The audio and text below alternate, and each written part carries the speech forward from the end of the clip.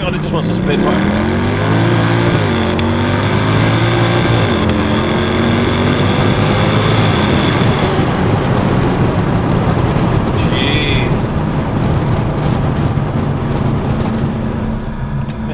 Ridiculous, and it sounds so good. You drop a gear. Oh, oh my god.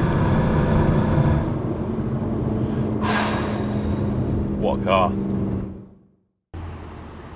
Hello guys, welcome back to the channel. Hope you're all doing well. Before we start the video, I'll get the nagging, boring stuff out of the way. If you're here, please do like and subscribe. Loads of cool content coming up. I'll try my best to keep the regular updates, and it really helps the channel out, so I'd be very grateful. That aside, today I am in this absolutely gorgeous 2008 Mercedes C63. This is the 6.2 naturally aspirated V8 engine.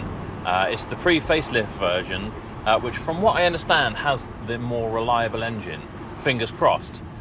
Although the title of this video, of course, is something along the lines of, will this really expensive part fix my Mercedes C63?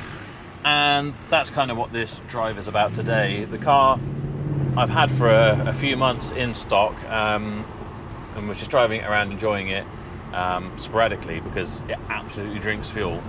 And it sort of popped up with an ABS light, and I thought, oh, okay, well, an ABS sensor needs changing.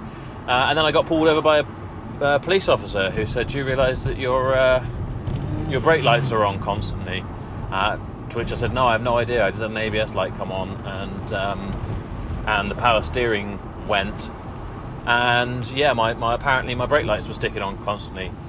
So I went to our electrical guy who kind of looks at these things, and he sort of said, well, the ABS pumps or module, I think it's pump or module, has been kind of taken apart before and tested, but when they test these things, they tend to only kind of like check if they're getting power, and they can't look for, you know, kind of these sporadic faults. So in the end, my mechanics kind of played around with it even more, and we chased down, we need a new one of these ABS modules, and it was £1,200.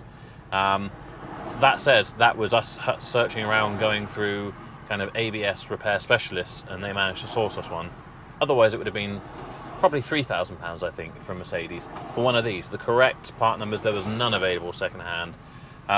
So that stung a little bit.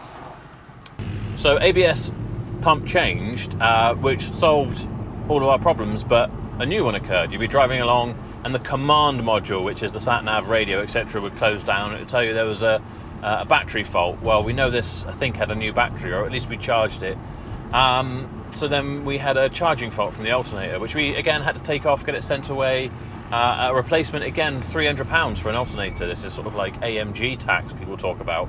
But luckily they managed to source us again because they're a specialist.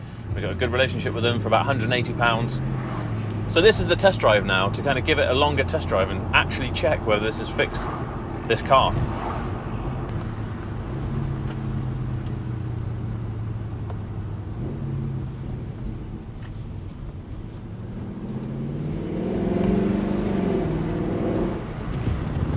This particular car, really nice, with a nice leather bucket seats. It's got an opening sunroof, which is always a bonus.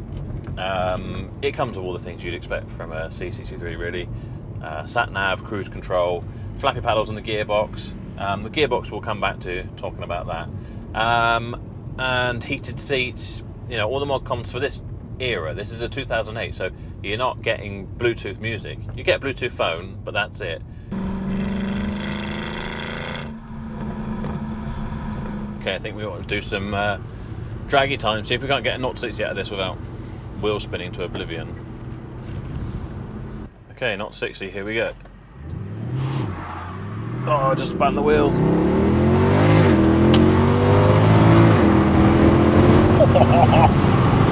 Jeez Louise, she's quick. Okay, here we go. Oh, she's savage. Holy shit!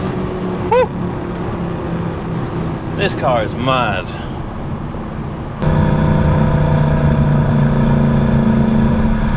This thing's ridiculous, and it sounds so good. You drop a gear. Oh.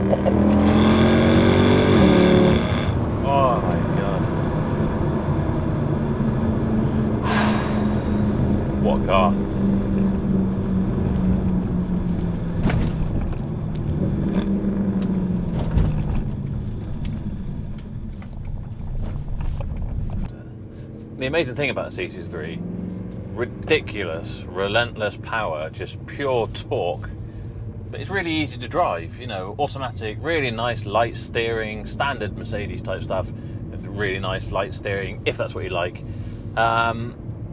You know, you're in really comfortable, big, sporty bucket seats, but they're heated, you know, you've got your climate control going on. It's just a really comfy place to be. This is almost like the perfect everyday car for me. If it weren't for the fuel is just ridiculous. I've put 40 pounds of premium fuel in here and done about 5 miles, and we may as well be down to, you know, like a third of a tank now. So it's used a quarter of what I've put in. So 10 pounds within the last 10 minutes. You know, it really does drink the fuel. It's ridiculous. And I think more than the monetary cost, you could say, do you know what, it's going to cost me £1,000 a month in fuel. And if you can afford it, then great. But there's nothing I hate more than standing at a fuel pump filling it up. That's the only real downside with this thing. Of course, repair costs and things like that. But otherwise, you know, no other car, I don't care what it is really, sounds quite as good as this. This is one of those pure standard. It's just a ridiculous car. I absolutely love it. I don't know what else I can say. It's an amazing car. I think it would be hard to live with every day though. For me, if someone's not really a penny pincher, but I hate to see money going to waste for no reason.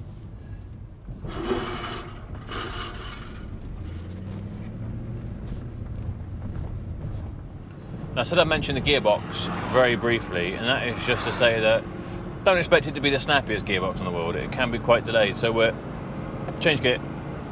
See, that's how long it takes to change. And again, so it might take a second or a second and a half, but this is not a DSG or a modern BMW gearbox. This of this generation changes, pull, and it happens a little while after. So up. Once you get used to it, you know, you can anticipate when you're going to need to change gear, and you can do it just that second earlier.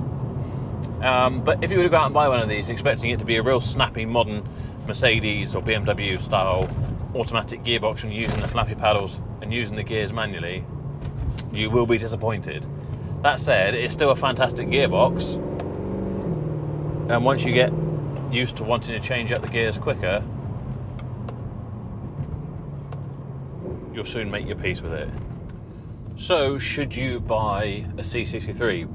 Well, if you can afford one, and this one being a 2008 on 77,000 miles, you're looking at about 16.5 grand, which, if you ask me, is like amazing value for what the car is.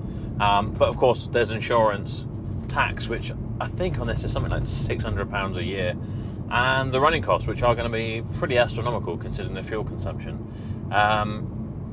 Then yeah, I mean, you can't, I think this is one of those sorts of cars that you kind of have to drive one to experience. You have to own one to, sorry about the category, really appreciate it. What else for this sort of money is going to give you this sort of performance? You know, 450 horsepower, and I've just, an idiot like me with no fucking idea of how to pull off the lights, has just done a 4.5 second 0 to 60. And you get to do stupid stuff like turn the traction control off like I've just done, and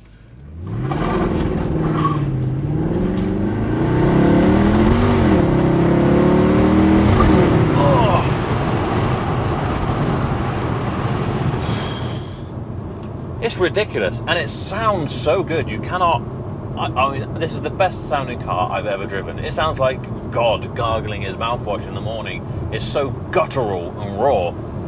It does things to you that no other car ever has. So yeah, I thoroughly recommend it. Just be wary. Try and get one that's got good service history. You want to know it's being looked after and you're not lining yourself up for a load of nasties. Check that it's not being painted all over. Use one of these car checkers. As soon as, you know, we get enough traction with this channel, and hopefully one of them will sponsor me, perhaps tag Car Vertical. I want to be a part of this racket. And yeah, just make sure it's not being written off. You know, take someone who knows what they're doing. Don't take someone like me. I've got no idea. That's why I have mechanics. Anyway guys, that's all I really got to say about it. So if you've enjoyed the video, please do like it, please comment, please share it if you've got somewhere to share it to, and come back, make sure you're subscribed, come back, watch what we've got coming up next. I've got some really interesting cars coming into stock, and I can't wait to make videos and share them with you. So I'll see you in the next video.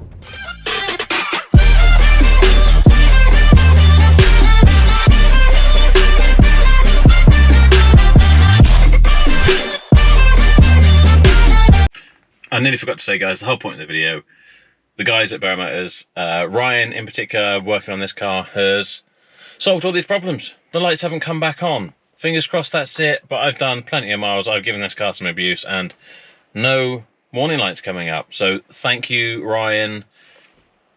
You're my hero.